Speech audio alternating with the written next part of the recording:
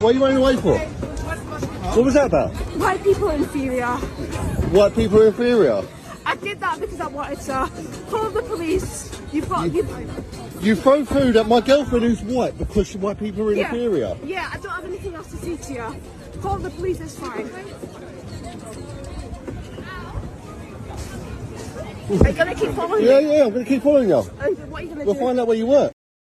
There are growing concerns, though, that the UK police are preparing for a civil war in this country, which they want to pin on patriots. Let me take you through this. This is an official Met Police training video from London, preparing for the deal, how they would deal with rioters.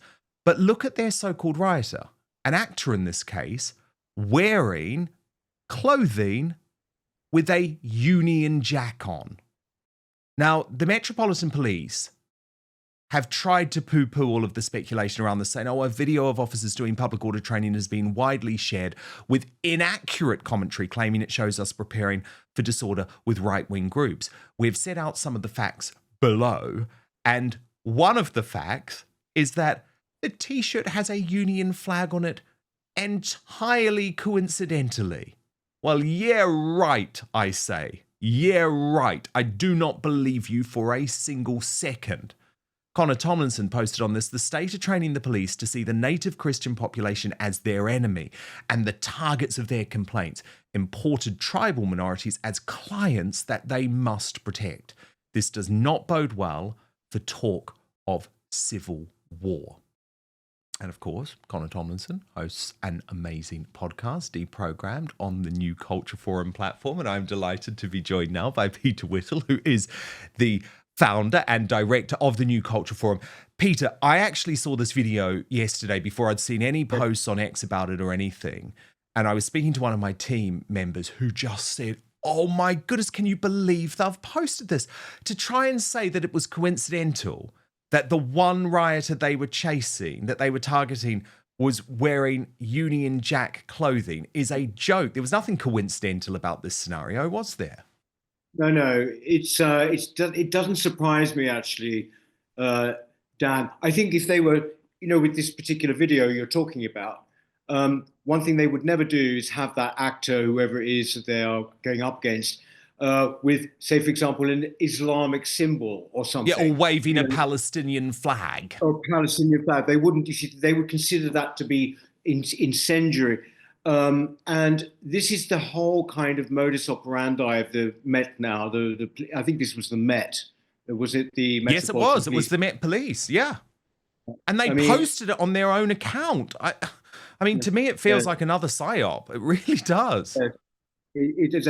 I think this is the thing. We've got used to this now. It's sort of gone past two-tier policing in a way. I mean, during those terrible Gaza protests and demonstrations, people climbing over statues and chanting, those extremist slogans and what have you.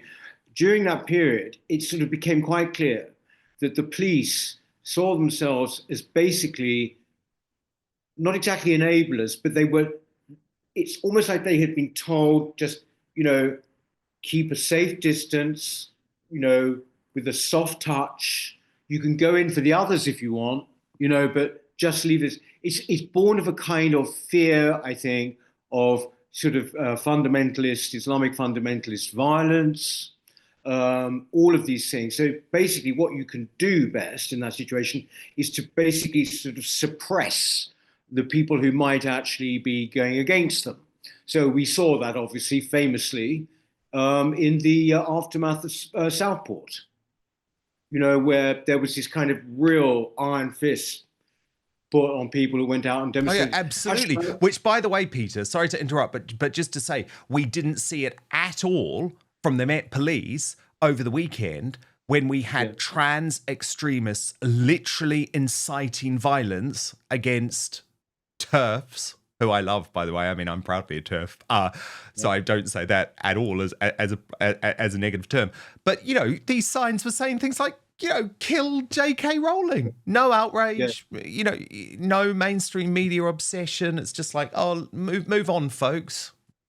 I think, you see, it's not it's hard quite to grasp how the police have become politicized in recent years. I mean, when I was on the London Assembly, for 5 years, I was on the Police and Crime Committee, and what we do, the whole point of that committee is just to scrutinise the commissioner and the top brass.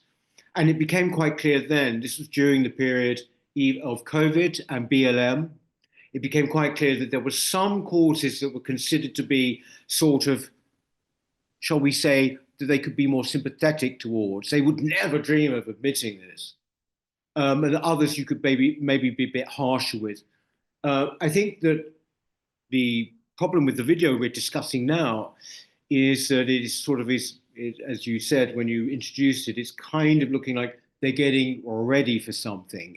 They're getting ready for civil disorder of some form. And on the New Culture Forum recently, I interviewed someone I really would recommend to you, Dan, called Professor David Betts. He's been doing the rounds. Yes. Now, he does predict civil war, doesn't he? He does. He's very, very clear about it. He's very unemotional about it. The one thing he says, he's an American guy. The one thing he says is that when he looks at what the government, the Labour government, has been doing over the past year, he says it's almost like, those are the things you do if you want to bring something on. I mean, actually, if you want, because they are so in your face, the sort of incredibly different way in which people were treated in sentencing or whatever for saying things on social media. We all know this now, compared to other sections of society. And so this talk is very much in the air. By the way, it shouldn't have to be said, but I mean, no one, absolutely nobody, wants in any way for this to happen. But the fact is that by talking about it, you're not trying to provoke it or anything. But the fact is, it's the sort of thing that's got to be talked about, because essentially, you have a situation now where of such boiling frustration that, there must be a reason why the police are doing this. But first, the reason you're watching this show is that it's becoming increasingly difficult to trust mainstream media or the so-called fact checkers who claim to determine which facts are true. And for good reason, given the ongoing debates over free speech, the controversy surrounding Brexit, and how Trump and other anti-establishment politicians are portrayed. But I have the solution. It's called Ground News, and it's the best way to stay informed and cut through media bias and manipulative narratives so you can get the facts for yourself. It has been a game changer for a news junkie like me, and you can see it all for yourself right now. ground.news/outspoken. But I want to show you this incredible website and app in action. So let's take a story that I've been very passionate about, the Supreme Court ruling in the United Kingdom that made the point that women can only be biological adult human females. You can see clearly in one place that over 350 sources around the world covered the story. Ground News instantly shows how it's being covered by the media, broken down by whether they lean to the left or the right. Now, this is called the illustration bias distribution chart. If you scroll down, you can see every headline about the story along with the political bias and ownership of the publication. So you can see quite clearly for yourselves that on the right, the Daily Wire cover the case totally soundly with the headline, UK Supreme Court rules trans-identifying men are not women. Spiked Online, very forthright, declaring women exist, get over it. While the Daily Telegraph looked in depth at the disgraced famous faces who declared trans women are women. By stark contrast, the left-wing National said the result was only a victory for gender-critical feminists, and the Canary ran with a clearly ridiculous headline, "Victory for the far right," as Supreme Court rolls back trans women's rights by 2 decades. Now, I would absolutely love the Canary to tell J.K. Rowling to her face that she is far right. Anyway, my favourite feature is the blind spot feed. That services upwards of 20 stories daily that receive the majority of coverage from one side of the political spectrum. So if you like the news like I do, the blind spot feed is the best way to get a balanced perspective on what's happening. So go to ground.news/outspoken, or if you're watching on YouTube or Rumble, just scan the QR code on screen to subscribe today. Use that address and you will get 40% off the same Vantage plan that I use for unlimited access. So let me repeat the address, ground.news/outspoken. But now back to the show. And it's interesting that he said to you, Britain's civil war will be ethnic, because I want to show you this video that has gone viral. Really shocking, I thought. It's a black woman in London. Now, we believe her to be a corporate receptionist. She's been named by David Atherton, although I haven't been able to independently verify, although I did note that her LinkedIn page has now been taken down. So he says this is believed to be Elizabeth Badayemi. She allegedly threw food at a white woman and added white people are inferior. The incident happened in Camden. She was arrested. And that sounds almost hard to believe, Peter, but the whole thing was captured, and let's assume that this is a genuine video. There's no reason to believe that it's not. Looks genuine to me. So let's assume this is a genuine video. And it seemed to happen. Watch this. Wait for? What was that about? White people are inferior. White people are inferior. I did that because I wanted to call the police. You throw food at my girlfriend who's white because white people are inferior. Yeah, I don't have anything else to say to you. Call the police, it's fine. Are you gonna keep following me? Yeah, I'm gonna keep following you. And what are you gonna We'll do? find out where you work. No, you're not gonna find me. Yeah, we'll. It's gonna go viral. Don't touch me. I don't want to be in handcuffs. Yeah, we'll stop. You should have kicked off then. We told you to stand where you are.